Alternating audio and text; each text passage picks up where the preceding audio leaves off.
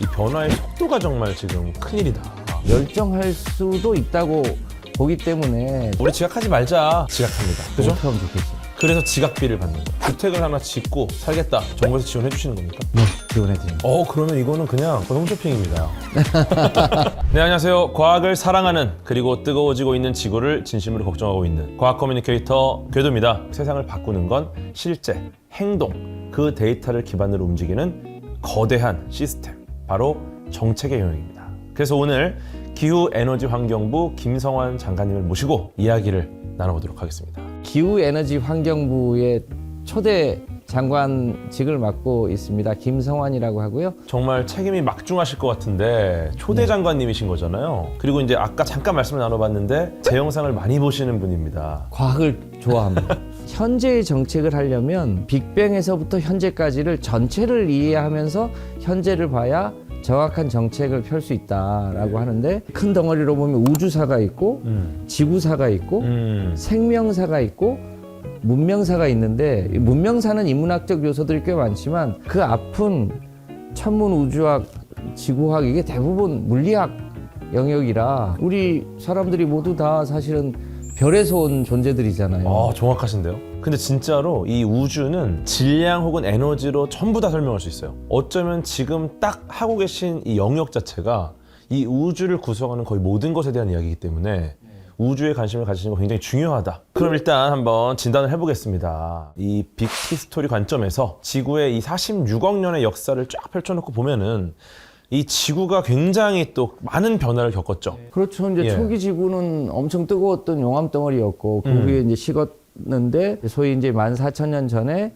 마지막 간빙기 이후에는 단 한 번도 이제 대기 중에 이산화탄소 농도가 올라가서 지구 온도가 그렇게 올라간 적이 없었어요. 그런데 이제 산업혁명 때 우리가 이제 석탄과 석유를 마구 쓰기 시작하면서 실제로 지구 온도가 매우 빠른 속도로 올라가고 있으니까 이건 굉장히 빙하기와 간빙기를 왔다 갔다 하는 그런 시기하고는 이제 차원이 다른 문제다. 정말 심각하다. 특히나 이제 과거에 1도가 오른다라는 거 어마어마한 일인데 이게 한 10만 년 정도 걸렸단 말이죠. 최근엔 100년에 1도가 오르니까. 산업혁명 이전까지는 지구의 대기 중 이산화탄소 농도가 한 번도 280ppm을 넘어본 적이 없었는데, 그게 최근에는 거의 430ppm까지 갔고 지구 온도가 1.5도씩 올랐다는 거 아닙니까? 산업혁명 이전 대비. 변화 자체보다도 이제 말씀하신 것처럼 이 변화의 속도가 정말 지금 큰일이다. 네. 과거에는 생명체들이 이 온도에 적응을 했단 말이죠. 지금이 적응하기 어려워지니까 식물이나 동물이나 많은 변화가 있죠, 지금. 얼마 전 가을에 네. 양구에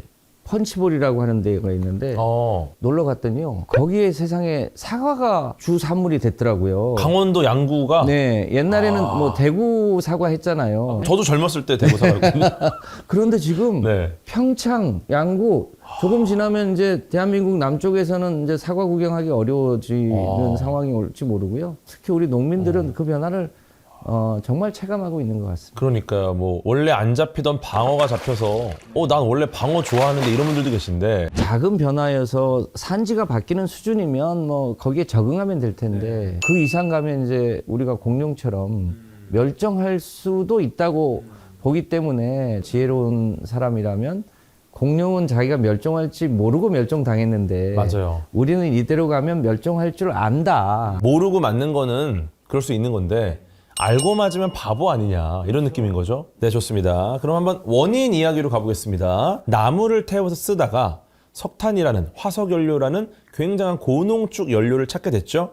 그러면서 이제 인류의 산업이 바뀝니다. 저도 굉장히 좋아하는 과학자지만 마이클 패러데이를 좋아하신다고 제가 들었습니다. 네네. 산업혁명의 시작을 보통은 이제 제임스 와트의 증기기관의 발명, 가장 영향력이 큰 거는 마이클 패러데이의 발전기의 발명, 그러니까 우리가 전기를 인류 문명이 쓰기 시작하게 만든 과학자가 마이클 패러데이 아닙니까? 그렇죠. 그런 면에서 예. 참 훌륭한 분이라고 생각합니다. 그런데 이제 문제는 과거에는 그거를 이제 석탄과 석유를 캐내서 전기 에너지로 바꿨잖아요. 석탄 발전소나 LNG 발전소나 뭐 자동차나 이런 데서 다 썼는데, 그게 기후위기의 원인이 될 거라고는 당시엔 상상을 못한 거죠. 예전에는 이산화탄소가 나오는 게 문제가 될 거라는 생각을 거의 못했죠. 왜냐면 우리도 호흡할 때 나오니까. 우리가 이제 엔트로피 관점에서 봤을 때도 엔트로피가 점점 증가하는 과정에 지금 있는 거죠.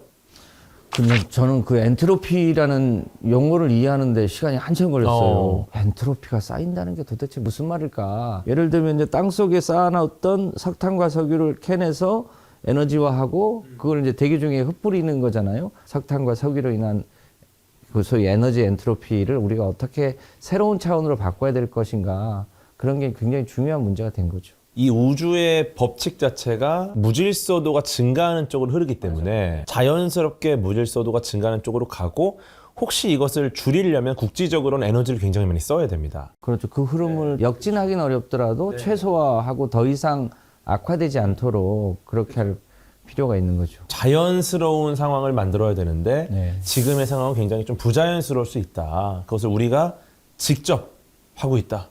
라는 그렇습니다. 겁니다. 이런 거를 해결하기 위해서 좀 정책적인 고민을 하시는 거죠? 그렇습니다. 대기 중에 이산화탄소를 배출하지 않는 도구를 활용한 우리 문명의 운영 체계 이런 게 이제 지금의 인류사의 숙제 아니겠습니까? 그렇죠. 그렇게 하기 위해서는 태양광, 풍력, ESS, 뭐 히트 펌프, 전기차 이런 이제 새로운 문명적 도구가 필요한데 마침 대한민국은 제조업이 워낙 강하니까 이런 부분도 이제 잘할 수 있다. 이런 궁금증이 드실 겁니다. 아니 그럼 효율적이지가 않잖아. 우리 효율성이라는 단어 좋아하잖아요. 생각보다 우리가 알고 있던 과거 지식 대비 실제로 효율성이 굉장히 증가한 기술들이 많이 있습니다. 네, 지금 전 세계가 냉난방을 히트펌프 방식으로 하고 있는데요. 저도 히트펌프가 도대체 뭐 효율이 좋으면 얼마나 좋길래 그럴까 했는데 직접 열을 데우는 방식이 아니라 외부에 있는 온도를 끌어다가 그걸 이제 소위 압축해서 펌핑하는 데만 열을 쓰기 때문에 대체로 효율이 2배에서 3배 정도로 이렇게 올라가는 방식. 대한민국도 2026년부터는 이제 본격적으로 냉난방의 도구를 히트펌프로 쓰는데요. 다만 초기에 비용이 좀 드니까 그 초기 투자비는 국가도 약간 보조를 해줘서 특히 신축할 때는 처음부터 히트펌프를 쓸 수 있도록 그렇게 지원할 계획입니다. 그러면은 이제 제가 예를 들어서 주택을 하나 짓고 살겠다. 그럼 이제 정부에서 지원해 주시는 겁니까? 네, 지원해드립니다. 그러면 이거는 그냥 밑에 이렇게 자막만 하나 들어가면은 거의 홈쇼핑입니다. 시각을 좀 넓혀보겠습니다. 이제 우리나라만 잘한다고 해결되는 문제가 아닙니다. 왜냐면은 이 기후 위기는 이제 글로벌한 문제인 거죠. 세계가 어떻게 돌아가고 있는지도 한번 여쭤보겠습니다. 지금 세계는 우리보다 훨씬 절박하게 기후위기 문제를 대응하고 있고 특히 이제 유럽은 탄소 국경 조정 제도라고 해서 우리만 탄소 줄이면 뭐하니 다른 나라에서 탄소 써가지고 제품 생산하면 더 값이 싼데 그래서 그걸 이제 막을 수가 없으니까 유럽에 그 물건을 팔려고 하면 세금 내 이렇게 이제 국경에 하나의 탄소 장벽을 하나 만들어 놓은 그런 제도도 운영을 하고 있고요. 제일 걱정스러운 것은 바로 우리 옆 나라 중국이요. 그 나라도 이산화탄소 발생을 많이 하긴 하지만 국가적으로 녹색 산업을 엄청나게 빨리 키우고 있는데 우리가 조금만 더 늦으면 아마 그 산업 전체를 중국에게 뺏길 수도 있어서 이런 데 속도를 더 내야 되는 상황입니다. 그래서 우리나라도 이제 굉장히 노력을 많이 하고 있잖아요. 탄소 중립 선언도 하고 뭐 온실가스 감축 목표량을 뭐 한 40% 감축하겠다. 그게 이제 2030년까지 목표였고 네네. 35년까지 목표를 이제 엊그제 우리가 확정했는데 네. 2018년 대비 53%에서 61%까지 줄이겠다고 유엔에 제가 약속을 하고 왔습니다. 현실적으로 가능한 계산이 나온 거죠, 그러면? 그럼요. 동원 가능한 정책적 수단들을 다 이제 그 요소별로 찾아서 그걸 다 계산에 수치에 넣고 뽑은 수치입니다. 어쩌면 이런 국제사회 약속이나 이런 책임감을 갖는 것 자체가 예전에는 그냥 하자 우리 같이 도와줘 이런 느낌이었는데 국가 간에 다 이기심이 있잖아요. 우리나라 국가가 조금 더 효율적으로 조금 더 유리하게 이런 것들이 있다 보니까 약속만으로 안 되는 겁니다. 처음에 기후변화 협약을 체결한 1992년 리우 회담 네네. 그리고 이제 교토 프로토콜 할 때만 해도 적어도 선진국은 의무가 있었거든요. 근데 이제 그때 미국이 탈퇴를 하고 중국은 아직 들어오기 전이어서 가장 큰 중국도 안 들어왔는데 우리끼리 해서 뭐해. 그렇죠. 그랬던 때가 있었어요. 네네네. 겨우겨우 다독거려서 2015년 파리 회의 때 좋아. 그러면 강제는 안 할 테니 각자 자기 나라가 알아서 그 의무를 정해가지고 와. 대신 빠꾸는 없어. 이렇게 해서 이제 2015년에 했는데 네. 지금 그로부터 10년이 지났거든요. 네. 각 나라들이 노력을 하고 있는 건 사실인데 네. 그것을 이행하지 않더라도 별도의 페널티가 없어요. 그렇죠. 우리 지각하지 말자. 지각합니다.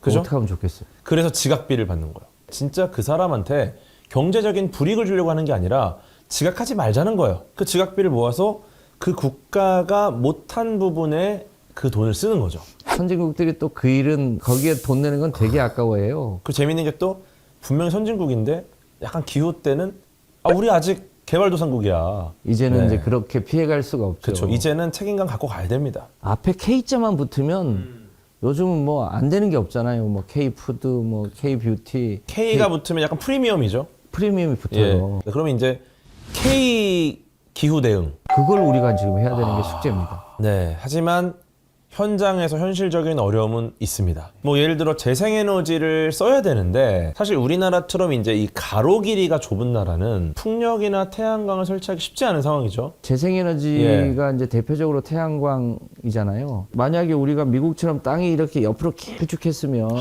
너무 좋죠. 플로리다에서 해가 떠서 저 캘리포니아 네. 지는 데까지 시간이 많이 걸리니까 태양광을 받아들일 수 있는 시간이 많은데 일조량 자체가 다르죠. 네, 우리는 예. 동쪽에서 떠서 서쪽으로 지는데 이게 너무 짧은 거예요. 기후 위기를 대응하고 극복하는데 유리한 국가는 아닙니다. 그러니까 어떻게 말하면 반대로 우리나라가 극복할 수 있는 아이디어들이 나온다면 더 유리한 국가들은 이걸 기반으로 더 쉽게 극복할 수 있겠죠. 이 거대한 전환을 이 장관님께서 이끌고 계신데 네. 이 강력한 엔진 탑승해서 이동하는 건 미래 세대입니다. 근데 요즘 청소년분들이 이 기후 위기를 당장의 생존 문제로 이해하는 분들도 많이 계세요. 작년에 헌법재판소에 굉장히 의미 있는 판결이 있었는데요. 네. 청소년들이 현재의 어른들이 기후 문제에 대해서 너무 무책임하게 행동한다.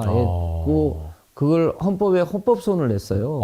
그런데 현재의 정부 정책이 헌법을 위배하고 있다. 그러니까 환경성과 미래 책임성을 제대로 지키고 있지 못하다고 판결을 내렸어요.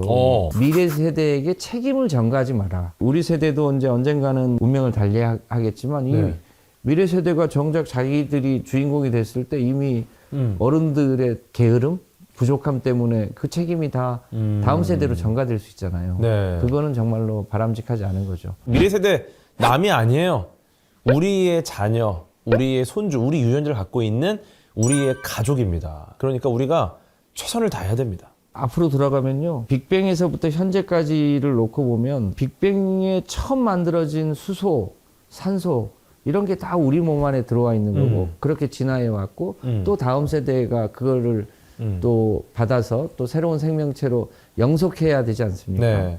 그런 면에서 보면 그 세대의 책임을 각각 책임 있게 나누어 맡고 아름다운 지구, 아름다운 대한민국을 물려줘야 되는 게 현 세대의 임무죠. 좋습니다. 저는 개인적으로 그런 얘기를 많이 합니다. 결국은 이거 에너지 문제니까 뭐 예를 들어 인공태양, 핵융합 발전 같은 게 나오면 정리가 될 것이다. 다 포집해버리면 되니까. 근데 이게 어렵다는 거죠. 어쩌면은 우리가 최대한 할 수 있는 걸 하면서 그 과학기술이 등장할 때까지 시간을 벌어야 한다. 이런 생각을 좀 갖고 있습니다. 농업혁명, 그리고 이제 석탄과 석유를 쓰던 산업혁명, 그 이제 문명기가 지나가고 있는 건데 이 세 번째 문명기에는 저는 대한민국이 산업혁명 시대 때는 농사 짓느라고 바빴지만 K자 붙어서 세계 문명을 좀 이끌어 나가는 그런 국가가 되기를 바라고 세계 사람들이 모두 대한민국처럼 좀 살자 이런 얘기를 하는데 이 기후위기 영역도 거기에 한몫을 할 수 있으면 좋겠다 생각을 하고 있습니다. 이 그린 트랜스포메이션 KGX 전략을 저희가 짜서 발표할 예정입니다. 그 한 손에 AX, 네. AI 대전환, 예. 한 손에 GX, GX. 그린 대전환, 양손에 떡을 들고 우리가 예. 이제 멋지게 살아봐야 되지 않나 싶습니다. KGX. 네. 느낌이 좋은데요? 약간 고속열차 느낌이 나가지고 빨리 해결해야 될 것 같은 느낌. 네, 오늘 우리 장관님과 함께 시공간을 넘나드는 대화를 나눠봤는데 네, 오늘 어떠셨습니까? 과학 커뮤니케이터와 함께 다른 게 아니라 과학적으로 기후위기 문제를 얘기할 수 있어서 너무 기뻤습니다. 과학기술이 발전해서 우리에게 해결할 수 있는 여러 가지 해법을 제시한다고 해도 결국 이걸 사용하는 사용자, 우리 국민들, 인류가 변화하지 않으면 큰 변화를 가져오기 힘듭니다. 이것을 해결하기 위해서 우리 모두가 노력하는 네, 그런 시대가 됐으면 좋겠습니다. 고맙습니다. 감사합니다.